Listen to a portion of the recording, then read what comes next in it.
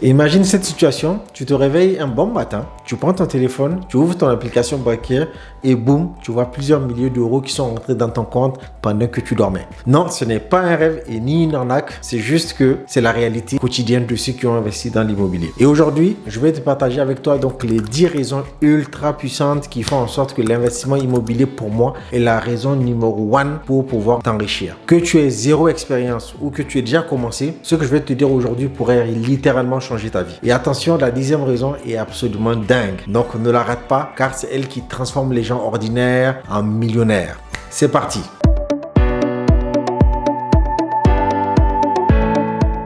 Bonjour, donc bienvenue sur ma chaîne. Moi, c'est Majid Mati. Ici, on va parler business, immobilier et mindset. En gros, tout ce qui va te permettre de sortir de la rat race et de prendre le contrôle de ta vie financière. Si tu es prêt à apprendre et à investir et à penser comme un vrai winner, alors tu es au bon endroit. La première raison, et sans doute la plus sexy, c'est les revenus passifs. Alors, laisse-moi te poser une question simple. Combien d'heures par jour peux-tu travailler? 8 heures, 10 heures, midi?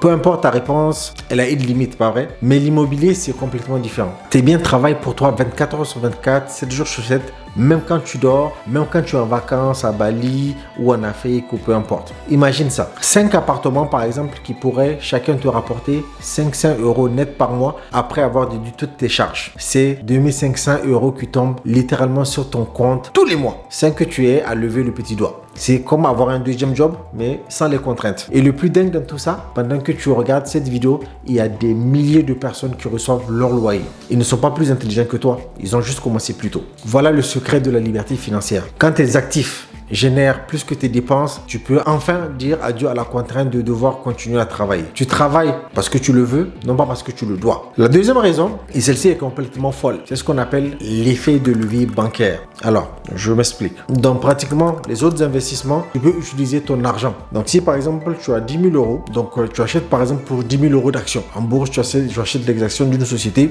tu les achètes, point final, c'est terminé. Mais l'immobilier, les règles changent totalement. Avec ces 10 000 euros, tu peux contrôler un actif qui va valoir 100 000 euros ou voire même plus. Donc, c'est comme si tu partais faire tes courses avec 100 euros et que tu pouvais remplir un caddie par exemple avec 1000 euros. Mais qui refuserait ça? Alors, concrètement, on va prendre un exemple simple. Si tu achètes un appartement, donc à 200 000 euros avec juste 20 000 euros d'apport et que le bien prend 10% de valeur en 2 ans, tu gagnes 20 000 euros. Donc, c'est 100% de rendement sur ton argent. Donc, c'est littéralement comme tu imprimais de l'argent légalement.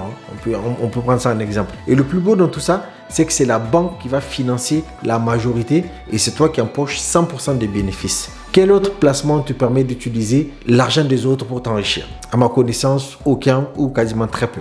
Troisième raison, et celle-ci elle est cruciale en cette période d'incertitude en 2025. Donc l'immobilier est une valeur refuge. Quand le marché des crypto-monnaies donc s'écroule ou font les yo-yo, lui, l'immobilier va rester solide comme un roc. Pourquoi? Parce que les gens auront toujours besoin de se loger. C'est le besoin primaire. Contrairement aux actifs virtuels, l'immobilier il est réel. Tu peux le voir, tu peux le toucher, tu peux le sentir, tu peux l'améliorer, etc. Donc sa valeur ne peut pas tomber vraiment à zéro du jour au lendemain comme une action ou une crypto par exemple qui peut s'effondrer. Regarde par exemple l'histoire. Même après la crise de 2008 qui était pourtant une crise qui était immobilière, donc les prix ont fini par remonter et exploser leur record précédent. Donc un exemple concret. J'ai un ami par exemple qui avait acheté un appartement à Paris donc en 2009 juste après la crise pour à peu près 180 000 euros. Et aujourd'hui le même appartement il vaut plus de 400 000 euros. Et pendant ce temps-là, son locataire lui a payé son crédit. Donc c'est comme si tu avais un coffre fort qui non seulement protège ton argent, mais qui en plus le fait grossir avec le temps. Qui dit mieux?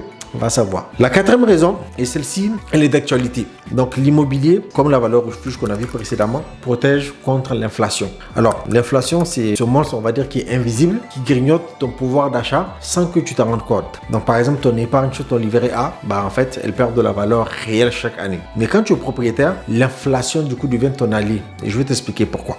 Premièrement, ta dette donc immobilière diminue en valeur réelle. Donc si tu empruntes 200 000 euros aujourd'hui, donc dans 15 ans, ce montant vaudra beaucoup moins en pouvoir d'achat. Donc tu rembourses donc avec une monnaie qui a été dévaluée. Deuxièmement, ton loyer augmente avec l'inflation. Donc ton appart par exemple, il va être loué 800 euros aujourd'hui, il pourrait facilement rapporter donc 1000 euros ou à 1100 ou 1200 dans 10 ans. Et le plus dingue, c'est que ta mensualité de crédit, elle reste fixe. si tu as un taux fixe, bien évidemment. Résultat, ta marge, elle va augmenter automatiquement, donc année après année. Donc c'est comme avoir un salaire qui s'ajuste tout juste à l'inflation sans avoir à négocier avec qui que ce soit. Est-ce que ton patron fait ça pour toi? J'en doute fort. La cinquième raison, donc celle-ci est un game changer total. L'immobilier est probablement donc le secteur le plus chouchouté par l'administration fiscale. Et c'est logique. L'État a besoin que les gens comme toi, comme moi, pour pouvoir en fait investir et pouvoir loger en fait la population. Résultat, tu as une montagne d'avantages fiscaux qui peuvent transformer un investissement moyen en un placement qui est juste dingue. Le statut donc du LMNP, du loueur meublé non professionnel, permet de pouvoir amortir tes biens. Alors concrètement, comment ça fonctionne? Tu peux percevoir tes loyers quasiment non imposés pendant des années. C'est comme si en fait le gouvernement te disait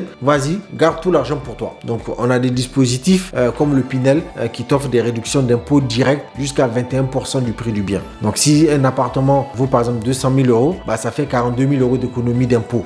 Et ça, c'est juste énorme. Bon, même si personnellement, je ne suis pas un grand fan du Pinel, je pourrais en fait l'expliquer dans d'autres vidéos et je vais vous donner un peu plus de détails. Donc, concrètement, le régime du LMNP, donc c'est un régime du déficit foncier. Il va te permettre en fait de pouvoir déduire certaines charges de ton revenu global. Donc, tu vas payer moins d'impôts sur ton salaire grâce à cet investissement du coup immobilier. Donc, je connais également des investisseurs qui ne paient quasiment pas d'impôts grâce à ces dispositifs. C'est comme si en fait tu jouais au Monopoly, mais en vrai avec des règles écrites pour que tu gagnes à chaque fois. La sixième raison, c'est s'il touche au long terme. Donc, tu crées un patrimoine qui va être transmissible. Alors, l'immobilier, ce n'est pas juste un placement. C'est aussi un héritage que tu construis. Donc, concrètement, contrairement à ton salaire, donc un bien immobilier reste et peut traverser des générations. Et le plus incroyable, ce sont souvent tes locataires qui vont financer ce patrimoine. Ils payent ton crédit mois après mois et à la fin, c'est toi qui te retrouves avec un actif de valeur. On va prendre un exemple simple.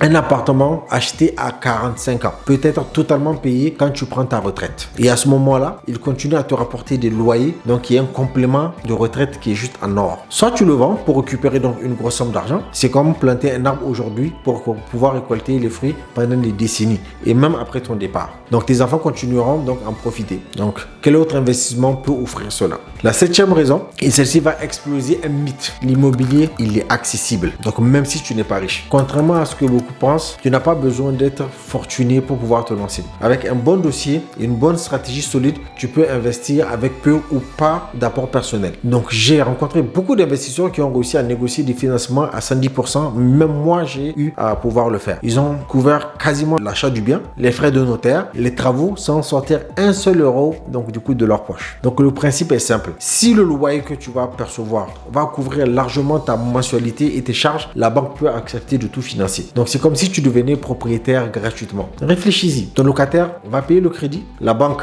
finance l'achat et c'est toi qui deviens propriétaire. C'est probablement le seul moyen de créer un patrimoine à partir de zéro. Et crois-moi, les banques adorent financer l'immobilier car c'est un actif qui est tangible et qui sert surtout de garantie. C'est beaucoup plus facile d'obtenir 200 000 euros pour un appartement que 20 000 euros pour lancer du coup une entreprise. La huitième raison, et celle-ci, c'est la cerise sur le gâteau, les plus-values à la revente.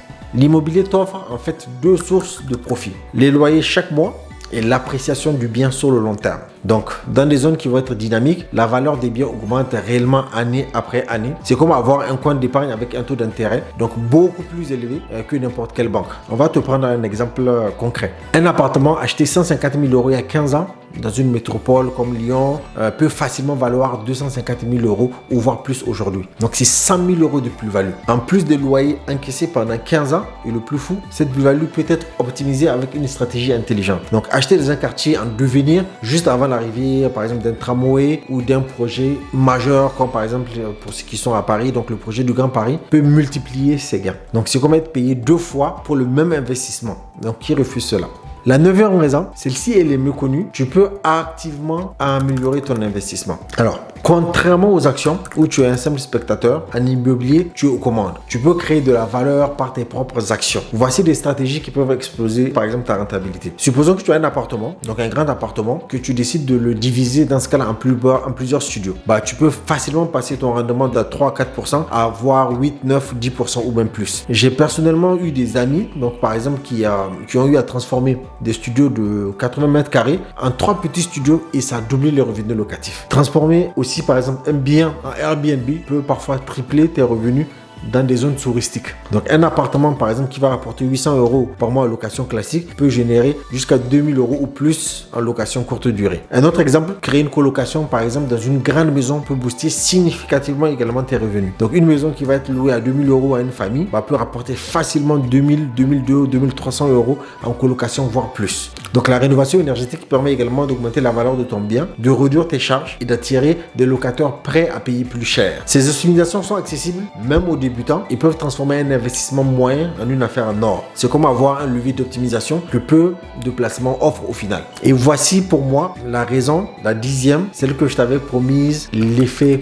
boule de neige. Cette stratégie, c'est le secret que les riches ne partagent pas souvent. Le véritable potentiel de l'immobilier se révèle quand tu commences à accumuler plusieurs biens. Voici comment ça marche. Quand tu achètes par exemple ton premier appartement qui te génère des revenus. Ces revenus, donc combinés avec ton épargne, à la valorisation du coût de ton premier bien que tu as acheté, te permettent d'obtenir plus facilement donc un deuxième crédit. Ce deuxième bien accélère ta capacité d'épargne, te permettant d'acquérir un troisième bien encore plus rapidement et ainsi de suite. Et en fait, c'est comme ça que tu vas déclencher un cercle vertueux où chaque acquisition donc facilite une suivante. Les banques te font davantage confiance. Tes revenus augmentent, ton expérience s'accroît. J'ai rencontré des gens ordinaires partis vraiment de zéro qui ont bâti des patrimoines de plusieurs millions d'euros en suivant cette logique d'accumulation progressive. C'est comme avoir une machine à imprimer de l'argent qui devient de plus en plus puissante avec chaque nouvelle acquisition. Voilà, tu connais maintenant les 10 raisons massives qui font de l'immobilier un véhicule d'investissement exceptionnel. Revenus passifs, effet de levier bancaire, sécurité, protection contre l'inflation, avantages fiscaux de dingue, création de patrimoine, accessibilité même sans fortune de départ, plus-value à la revente, possibilité d'optimisation infinie et enfin effet boule de neige qui peut littéralement changer ta vie. L'immobilier n'est pas juste un placement, c'est une transformation totale